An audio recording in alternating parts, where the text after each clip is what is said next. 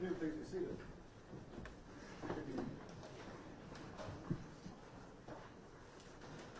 Here's the case CR 2025-548, State of Ohio versus Darnell Jones. We're here today to begin the adjudication in this court of the charges against Mr. Jones. I will go over those charges and death penalty specifications and cover a lot of other necessary ground today. Let the record reflect Mr. Jones is present today as our assistant prosecutors, Ms. Latique Wilson, Ms. Cook, Mr. Klukas, defense attorney David Klukas. Mr. Jones, of course, is here with his with them, and by them I also mean Ms. Baronis, who is here. Court staff, members of the press, security personnel, and members of the public. This hearing is being preserved for the record by Sarah, our court reporter. As I said, we've got a lot to cover, so I ask for everyone's patience, perseverance, and best behavior. Mr. Jones, there's a lot of people here today. You can tell. And I can appreciate if you're anxious or if you're nervous. I want you to do your best to focus on me and the questions I'm going to ask you and the information I'm going to give you, okay? Now, as we said, I have a lot to go over. I want to make sure you understand as best you can, okay? Yes, sir. What's your name? Darnell. What's your full name? Well, I go by Ogletree, Darnell Ogletree. They got it as Jones. Okay, can you explain why do they have Jones and why do you call yourself Ogletree? My birth name is Darnell Ogletree, and my adopted name is Darnell Jones. Okay. But ever since I was like 19, I've been under Ogletree. Okay. But does your birth certificate say Ogletree or does your birth certificate say Jones? If you know. Jones. It says Jones? Yeah, but like my social security card, my ID, all my taxes, everything has been under Ogletree. Okay. Where were you born? Ohio. Where were you raised and where have you lived? I live in Cleveland, Columbus, and Toledo, but mainly Toledo. Are you a United States citizen? Yes, sir. Okay. Can you speak, read, and write English? Yes, sir. All right. Do you speak, read, or write any other language? No, just English. Just English, okay. Do you have any problems reading, hearing, seeing? No. Do you wear contacts? Sometimes I wear reading glasses, but Okay, well, there's going to be some stuff to read today. And for instance, we have an indictment you can see on the big screen there, the screen in front of you. I'm going to be reading part of that. So if at any time you need help with anything, please let either your attorneys or let me know, all right? yes, sir. How about hearing aids, anything like that? No, sir. All right, can you hear me okay? Yes, sir. I'm going to ask you that you speak up when you can, okay? Are you taking any medications? Just paying meds for the accident, and they got me on some psychotic meds, anxiety. For anxiety? Yeah. Okay. Are you taking those medications pursuant to a doctor's order? Yes. Okay, you're taking them according to those instructions? Yes. All right. Do those medications affect your ability to understand what I'm telling you? No, sir. Does it affect your ability to answer my questions? No, sir. Okay. Once again, if I go too fast or you don't understand something, just let me know, okay? No, sir. All right, fair. Have you been diagnosed or treated for any mental illness? Yes, sir. What kind? Depression, schizophrenia, bipolar, ADHD, ADD. It's been a lot. Can't name all of I don't want to get too much into your personal medical records, but the reason I'm asking you this is, again, I want to make sure, and I'm sure your attorneys want to make sure you're understanding what I'm asking you. That's the only reason I'm asking you right now, is to make sure that if you have any kind of medical condition, physical condition, handicap, it doesn't impair you from answering my questions and understanding what I'm talking about. Okay? Agree? Yes, sir. All right. We need, as I said earlier, to review some very important matters, starting with your right to counsel, your right to an attorney.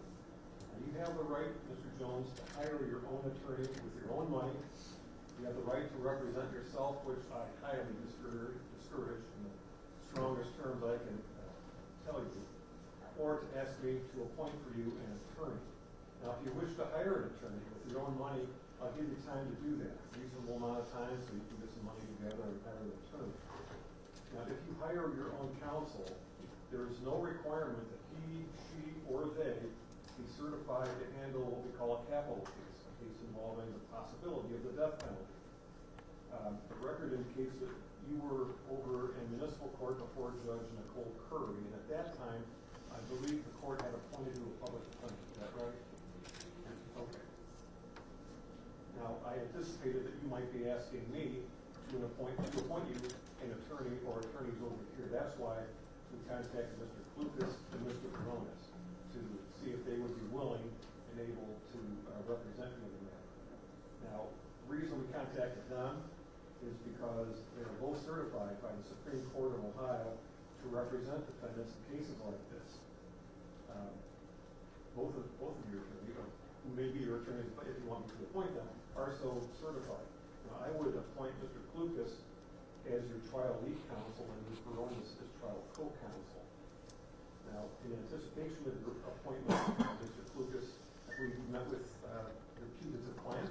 I have, Your Honor, on 3 occasions, and Ms. Baronis has also met with him as well. Have you prepared an affidavit of indigency? I have filed an approach.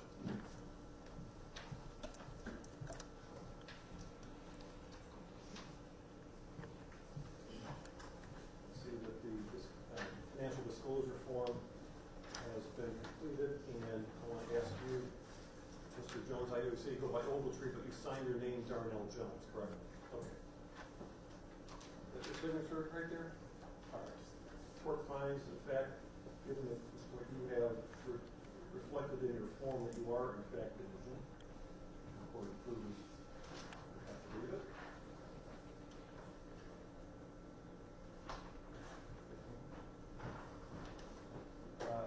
The entry that the court issued setting this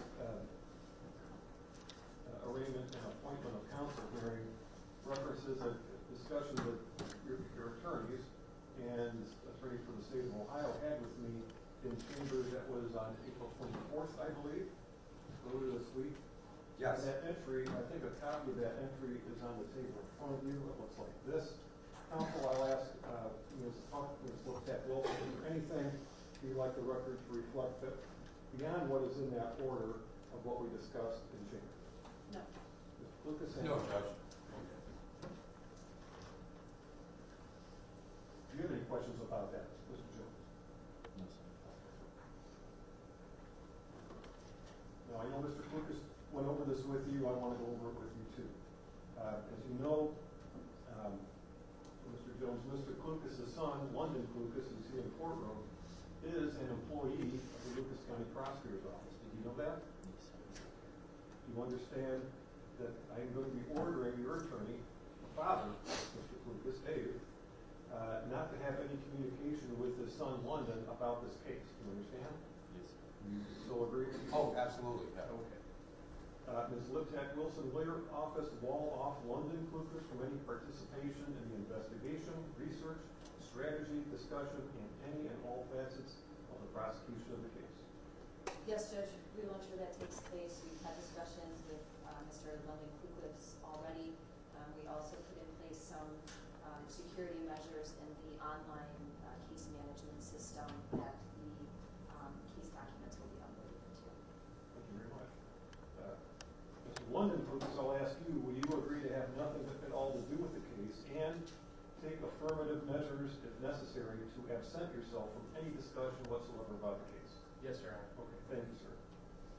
Now, given what I just heard, Mr. Jones, I find that there is almost certainly not a real conflict of interest here. And any potential conflict of interest now has been avoided because of what you heard them promise to the court that they're going to do and not do. Okay? But I want to ask you, sir, if you yourself are satisfied that Mr. David Klukas can continue to represent you. Yes, sir.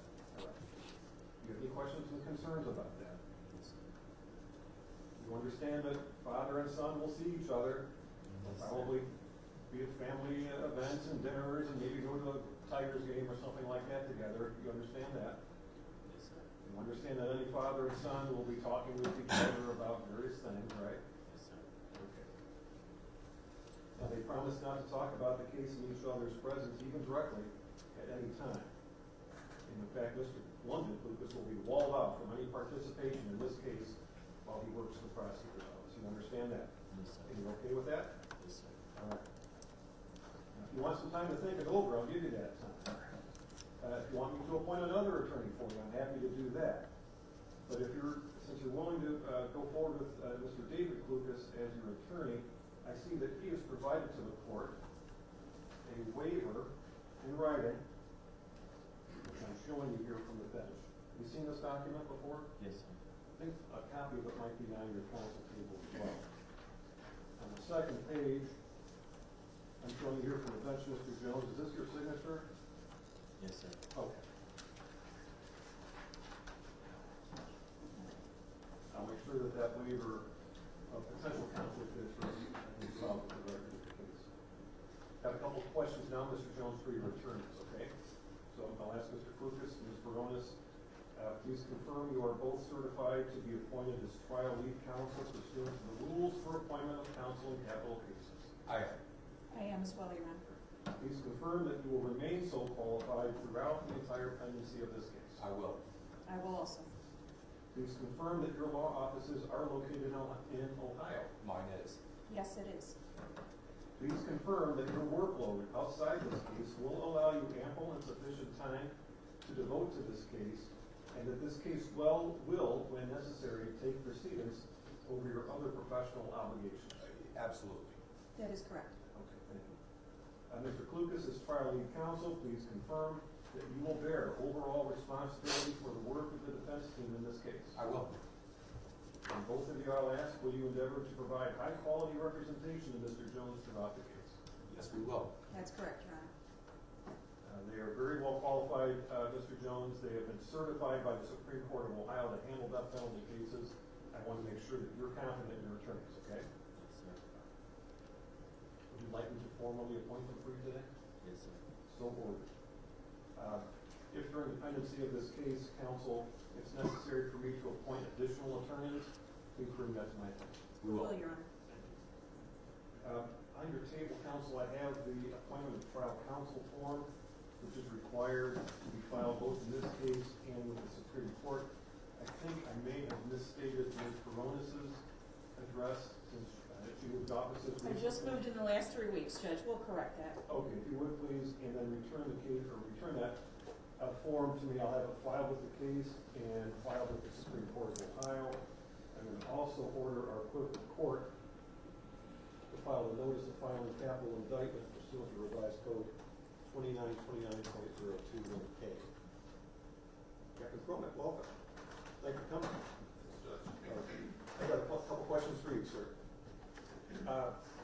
Can the Lucas County Jail provide Mr. Jones and his counsel with appropriate accommodation in which to meet privately and confidentially throughout the case? Yes, Your Honor. Okay.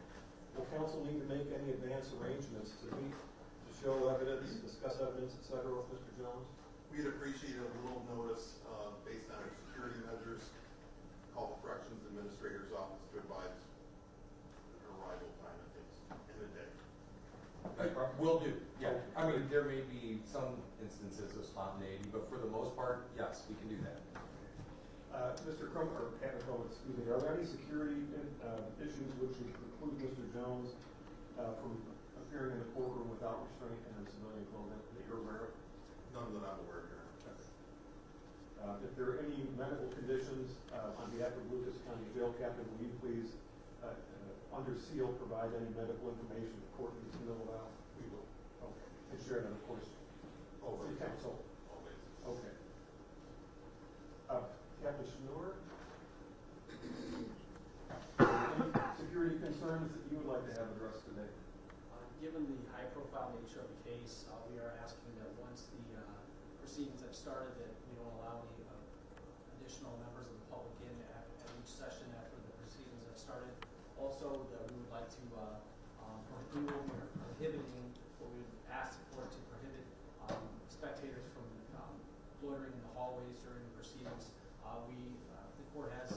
steps to broadcast the proceedings on the televisions on the first floor, and we ask that to be a reasonable accommodation for the public to have access to the trial or any proceedings once the courtroom is full. Objections? No. Any objection from the state? No. We are now, and we will continue in the future to broadcast all proceedings in this case for anybody who cannot fit in the courtroom, which is not the problem today, we have empty seats.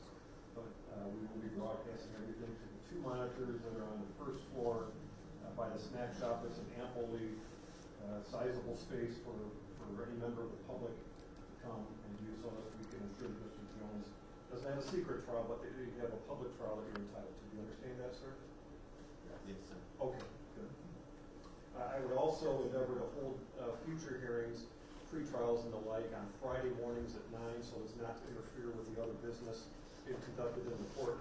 Wednesdays, this is an off one for us because I wanted to make sure that we had the arrangement as soon as we could. But going forward, I would anticipate using Fridays at that, okay? Right. Counsel, do you have any questions of either Captain Coleman or Captain Schmidt? We do not. Any from the state? Okay. Let's go to the arraignment. As you see on the screen in front of you, Mr. Jones, and there's actually a paper copy that you're being handed right now, is the indictment.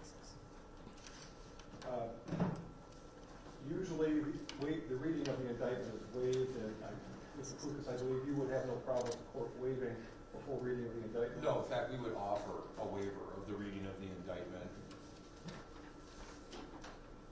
What I'd like to do is then, rather than read the whole thing word for word, which will take us a half hour, I want to go over with you the nature of these charges, because I want you to know them so that you have as much information as you need to be able to deal with your attorneys and ask them pertinent and intelligent questions and all of that, okay? All right, so let's begin. And the direct, as I said, it's on the screen too, if that's easier for you to read that one. All right, so the indictment has a case number on it, has your name on it, and it has some operative dates. This indictment, Mr. Jones, contains in it 15 different counts. A count is simply a charge that you violated. Let's start with the first one here.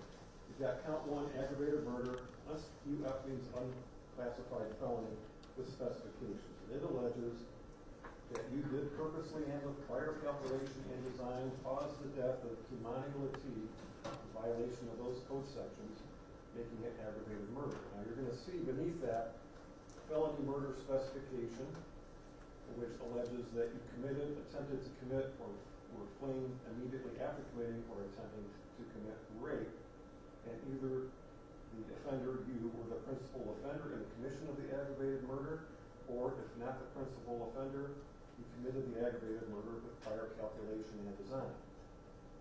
The specification under that also says felony murder. It's the same as the one I just read with the replacement, instead of rape, it says kidnapping. And the third felony murder specification replaces rape or kidnapping with aggravated burglary. Otherwise, those 3 specifications are essentially the same.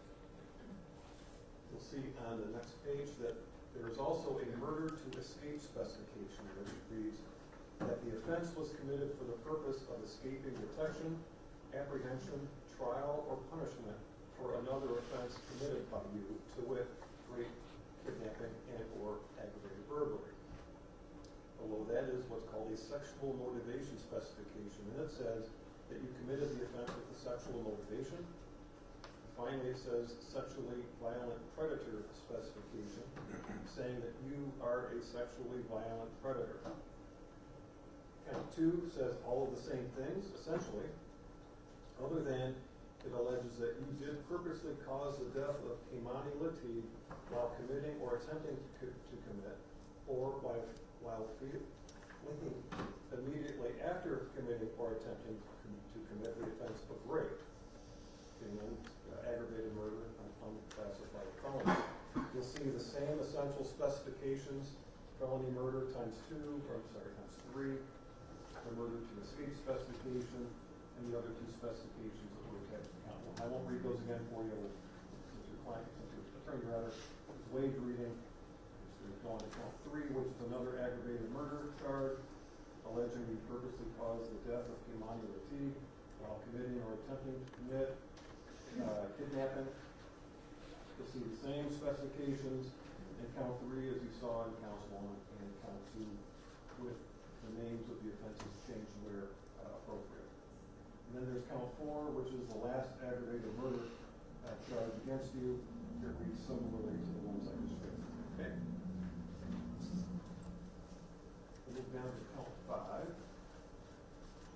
Count 5 is different. It's rape, a felony of the first degree with specifications, which alleges that you did engage in sexual conduct with Kei Mani Latique when you purposely compelled her to submit by force or threat of force, constituting rape, a felony of the first degree.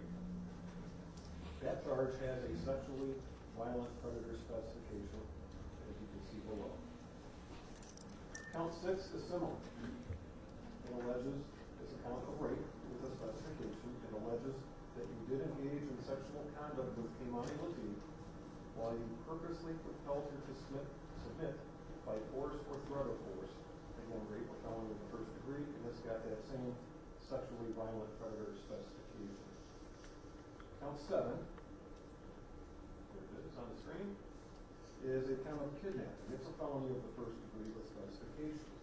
Now that alleges that you did, by force, threat, or deception, remove Kei Mani Latique from the place where she was found or restrain her liberty for the purpose of engaging in sexual activity with Kei Mani Latique against her will in violation of the law constituting the offense of kidnapping. Furthermore, the victim of the offense is alleged to have been under 18 years of age. That kidnapping charge carries with it both the sexual motivation and sexually violent predator specifications.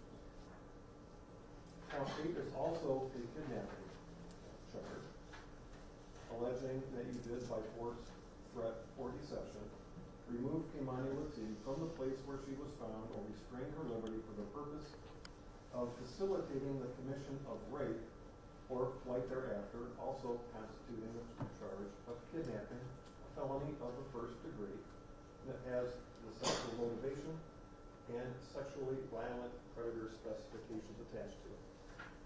And you'll see in count 9, that's the third kidnapping charge, alleging that you did by force, threat, or deception remove Kei Mani Latique from the place where she was found or restrained her liberty for the purpose of terrorizing or inflicting serious physical harm on Kei Mani Latique or another violation of the revised code. Also kidnapping, a felony of the first degree with the same 2 specifications as the other 2 kidnapping charges. When we get down to count 10, it's now aggravated burglary, a felony of the first degree. Now that alleges that you did, by force, stealth, or deception, trespass in an occupied structure or in a separately secured or separately occupied portion of an occupied structure when Kei Mani Latique, a person other than the accomplice, was present with the purpose to commit in the structure or in the separately secured or separately occupied portion of the structure any criminal offense to it, rape, and you inflicted or attempted or threatened to inflict physical harm on Kei Mani Latique, constituting the crime of aggravated burglary, felony of the first degree. Counts 11 and count 12 are both endangering children. They're a little bit different, so I'll describe each one to you. The first count, that is count 11, of endangering children, alleges that you did abuse Kei Mani Latique, a child under 18 years of age with whose birthday provided, constituting endangering children with a furthermore clause that the violation resulted in serious physical harm to Kei Mani Latique. And the other endangering children charge, felony of the second degree, count 12 of the indictment, alleges that you did torture or cruelly abuse Kei Mani Latique, a child under 18, constituting endangering children, and that the violation resulted in serious physical harm to her. Okay, count 13, gross abuse of a corpse, felony of the fifth degree. That count, Mr. Jones, alleges that you did, except as authorized by law, treat a human corpse in a way that would outrage reasonable community sensibilities, constituting gross abuse of a corpse, felony of the fifth degree. Finally, with counts 14 and 15, each of them is a count of tampering with evidence. Each of them is a felony of the third degree.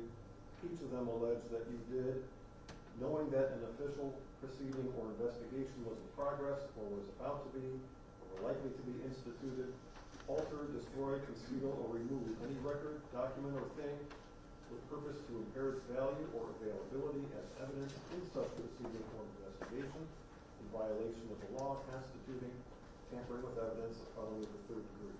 As I said, counts 14 and 15 are essentially the same. Did you understand what I read? Yes, sir. How do you plead? Not guilty. Let me see if I can be a little more precise here. Okay. So, with respect to count 1, Judge, to the charge of aggravated murder on behalf of Mr. Jones, we offer a plea of not guilty. To the 3 felony murder specifications, the 29-2904A7 specifications, we offer pleas of not guilty. To the murder to escape specification, we offer a plea of not guilty. To the sexual motivation specification, we offer a plea of not guilty, as well as a plea of not guilty to the sexually violent predator specification. Likewise, for count 2, to the substantive count of aggravated murder, we offer a plea of not guilty. To the 3 felony murder specifications attached to that count, we offer a plea of not guilty. To the murder to escape specification, it's a plea of not guilty. Sexual motivation specification, we offer a plea of not guilty, and a plea of not guilty to the sexually violent predator specification. With respect to the substantive count charged in count 3, the aggravated murder, we offer a plea of not guilty. To the 3 felony murder specifications attended to count 3, we offer a plea of not guilty. To the murder to escape specification, we offer a plea of not guilty, as well as a plea of not guilty for the sexual motivation specification and the sexually violent predator specification. For count 4, it's the same process to the substantive count, not guilty. To the 3 felony murder specifications, not guilty. Murder to escape specification, not guilty. Sexual motivation specification, not guilty. And the sexually violent predator specification, not guilty. Because those first 4 counts are capital offenses, I believe it's appropriate to enter a plea not only to the substantive count, but to each specification. Beginning with count 5, we don't have a capital charge. So what we're going to do is offer a plea of not guilty to count 5 and the attendance specifications. As to count 6, we're going to offer a plea of not guilty to the count and the attendance specification. With respect to count 7, we offer a plea of not guilty to the substantive count and to the 2 attached specifications. With respect to count 8, we offer a plea of not guilty to the substantive charge of kidnapping and the 2 attendance specifications. Count 9, we offer a plea of not guilty to the substantive count of kidnapping and the 2 attached specifications. We offer pleas of not guilty to counts 10, 11, 12, 13, 14, and 15. Thank you, counsel.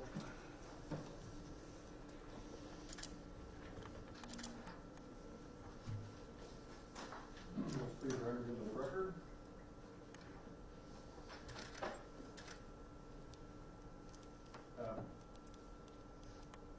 Going forward with this case, Mr. Jones, you have now, and you will have throughout the rest of this case, a number of rights. I don't have the ability to go into great excruciating detail with you about those rights, but I want to go over them generally. And your attorneys later can answer any questions you may have about them, okay? All right. You have the right to counsel. We've talked about that already. Counsel has been appointed for you. You are presumed to be not guilty of the charges and specifications brought against you. You have a right to a trial by jury of 12 persons who must be unanimous in their verdicts. You have the right to have the state prove your guilt beyond a reasonable doubt as to each element of each charge and each specification. You may waive your right to trial by jury and opt to have a 3-judge panel try the case instead of a jury. You have the right to confront any witness who testifies against you at trial and have your lawyers cross-examine them for you in the courtroom in your presence. You have the right to what we call compulsory process, which uses the subpoena power of this court to to allow you to have any witness you want to testify in this case for you on your behalf to be brought in here to testify for you, so you can call that witness. You cannot be forced to testify against yourself at trial, and if you chose not to testify, your silence could not be used against you in an attempt to prove your guilt. You have the right to be present at every stage of this case. You have the right to hire the services of experts. Is the court paying the bill for them? And you have the right to present evidence and mitigation at the sentencing phase of this trial. Again, these are a generalized version of your rights. Do you understand? Okay. Remember, you can ask your attorneys at any time if you have specific questions about any one of these rights. Okay? Yes, sir. Okay. Now, as you know, death penalty specifications have been a part of this case. That means this case will be divided into two parts, the trial phase and the sentencing phase, if necessary. At the trial phase, the jury or the three-judge panel will determine whether the state has proven beyond a reasonable doubt all of the elements of the charges and the specifications. If you are found not guilty of them, you will be released. If you are found guilty of the offenses, but not guilty of the death penalty specifications, you will be sentenced to a term of years in prison corresponding to the charges and the non-death penalty specifications that you were found guilty of. If you are found guilty of one or more of the death penalty specifications, which we also call the aggravating circumstances, and that or those aggravating circumstances are not outweighed by factors which mitigate against the imposition of the death penalty, the jury will return a death sentence.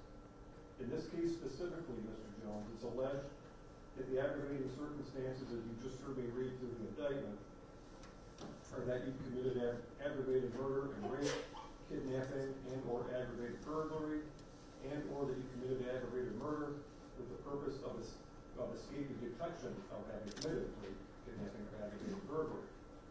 Now, the crime of aggravated murder is not by itself an aggravating circumstance. Factors mitigating against a death sentence lessen or eliminate the appropriateness of the death penalty. They can include your age, your upbringing, your criminal history, duress, your mental condition, frankly, just about anything else can be a mitigating factor. The crime itself may, in fact, be a mitigating factor. If we get to the sentencing phase, you have essentially the same rights as you do in the trial phase. If you wish to make a statement at the sentencing phase, you may do so either sworn or unsworn. If you make a sworn statement, you'll be subject to cross-examination by the state's attorneys. If you make an unsworn statement, you won't be subject to cross-examination. The jury will have to decide whether the aggravating circumstances outweigh the mitigating factors. If they find that the aggravating circumstances outweigh the mitigating factors and conclude beyond a reasonable doubt that they do, they will return a sentence of death. It is then up to me to make my own determination based on a similar weighing process whether the death sentence is appropriate. If I agree with the jury, I will impose a death penalty. If I disagree with the jury, I will impose a sentence of life imprisonment. I may not impose the death penalty if the jury declines to impose it. All jurors must agree before a death sentence may be imposed. Likewise, if you choose to have a three-judge panel instead of a jury trial case, a single judge can prevent the imposition of the death penalty. However, if all three judges agree to impose the death penalty, it will be imposed. And if the death penalty is imposed, this case will automatically be appealed to the Supreme Court of Ohio. So my explanation of your rights and the law and procedures concerning these charges, as I said, is basic and general. As with anything involved with the law, there are many complicated details and exceptions. I just don't have time to go over all of those with you now. I just want to give you a preliminary basic outline, okay? Yes.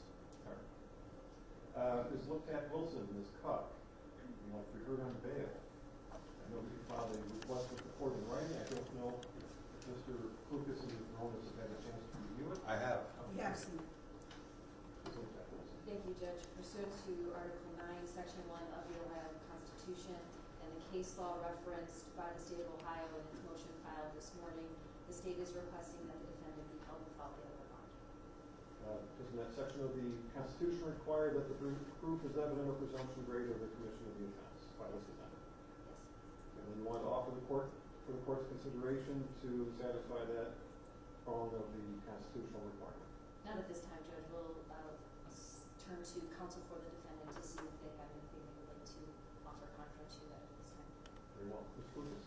Judge, as the court indicated near the beginning of this proceeding, Mr. Jones is indigent. Quite frankly, bail is something of an academic issue here. There is no bail that the court is going to set that is commensurate with this case that Mr. Jones is going to make. I don't necessarily agree entirely with what the state has posited in their motion, but I do agree that Article 1, Section 9 does provide a basis to hold without bail. But I think that the case law that the state cited, there's basically one meaningful case, and it's the Reeves case. And it does say that the court can make this decision based only on the return of the indictment, but it also leaves us the opportunity to return at a later date. And I guess what I wanted to say here is that we would like an acknowledgement from the court that if the court chooses to hold Mr. Jones without bail today, that it acknowledges that the applicable law does give us the opportunity to come back and overcome that presumption. So right now, I don't really know enough about Mr. Jones to make an intelligent bail pitch. I know what kind of case it is. I know what the means are to post a bail. So I really don't have anything other than the legal argument to acknowledge that we can come back to offer the court by way of argument on bail. That's fair. We've not received any discovery yet from the state, I presume. I've received nothing. In fact, technically, I explained to Mr. Jones that until this proceeding is over, I'm not entitled to it. So, Okay. The point is well taken, Mr. Lucas. I'm going to have the defendant remanded without bail, reserving for the defense the right to readdress bail at any time in the future. As I said, we'll be having regular pre-trials, motion hearings, and other court events throughout the pendency of this case. And at any time, if you'd like to readdress bail, I ask that you do so in writing. oh, absolutely. And there'll be time for the state to respond. Okay, thank you. Let's go over if we can speedy trial. Mr. Jones, you have a constitutional right and a statutory right to have your case tried speedily. I would ask whether the state has a date of arrest from which we can begin counting days. Just one moment, Judge. Sure.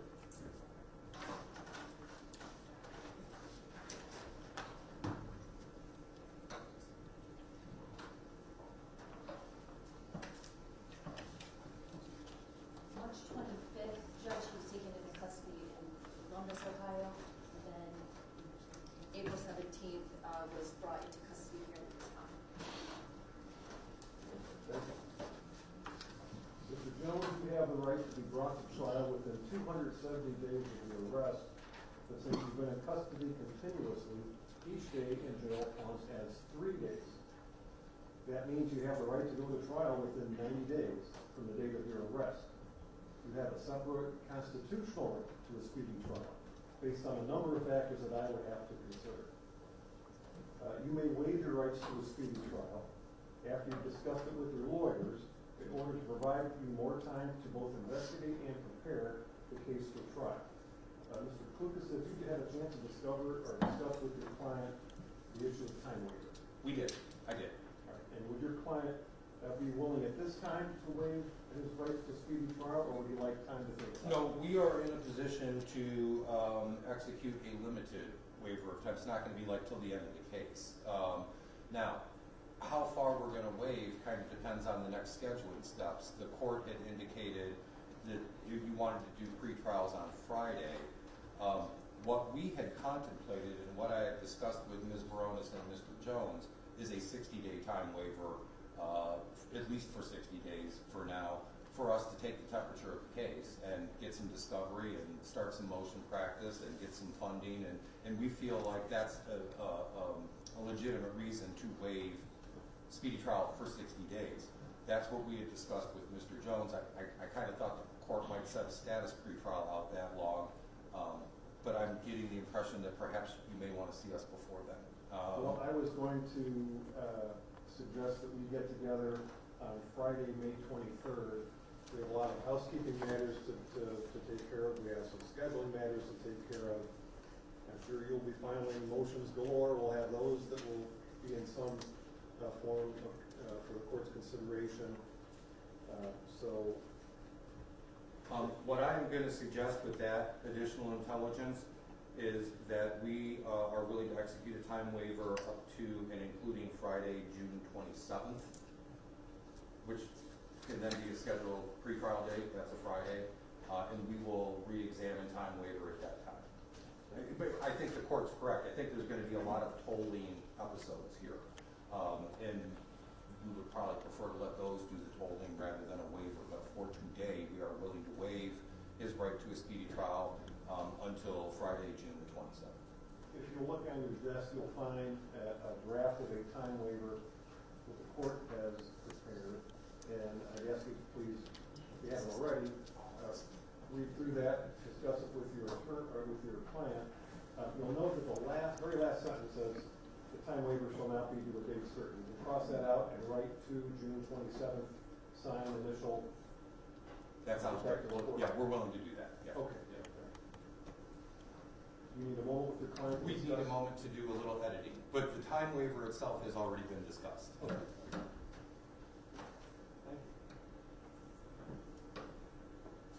Once the waiver has been prepared, signed by both client and counsel, I'll ask you to, make sure Pam gets it, we'll file it with the case. I have a question now for the prosecution, Ms. Jack Wilson or Todd. Who in this case seeks to act as the victim's representative under Marcy's law? I believe it will be the victim's grandmother, Dorothy Latique. Is she present today? Yes.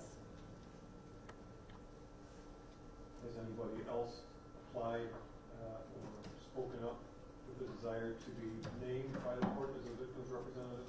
No. Okay. Thank you. Question for both sides now, if I may. Is there any objection to a gag order prohibiting counsel and all others acting through or on behalf of counsel and parties from making any public statements regarding the case, unless, of course, those statements are made on the record while court is in session, and also from providing any information regarding the case to any person, media, or other entity?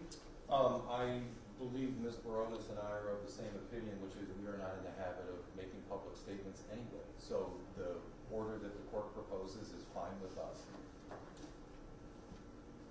No objection from the seat. The court will then order, it will issue a written order to that effect. And of course, Mr. Jones, so you understand the purpose of the order is to limit the effect of pretrial publicity and ensure that this case is tried right here in this courtroom, not out there in the community. Okay? I anticipate, as you all know, many motions and other documents will soon be filed. I'll be issuing some housekeeping orders regarding those, but for now, I would direct the parties to alphanumerically sequence their motions. I think there may have been some filed already, so we may have to back number those. The defendant will use numbers, the state will use letters, the court will use Roman numerals. We have a number of friends here in the media. Pam has provided you with a copy of Superintendent Rule 12, which will govern the recording, broadcasting, and photography of court proceedings. Our court administration and our courtroom staff can assist you with any issues. If you'd like to be kept up to date on scheduling, please make sure that Pam, my criminal bailiff, has your email address. Because sometimes at the last minute we have to reschedule things and hate to have you come all the way down here only to find out that at the last minute we had to freeze some time. I would ask kindly that you refrain from broadcasting images of Mr. Jones outside of the courtroom and at any time that he might be wearing restraints in order to preserve the jury pool and, of course, Mr. Jones's presumption of innocence. Okay? And thank you. Mr. Jones, If I may approach with the signed waiver. oh, thank you.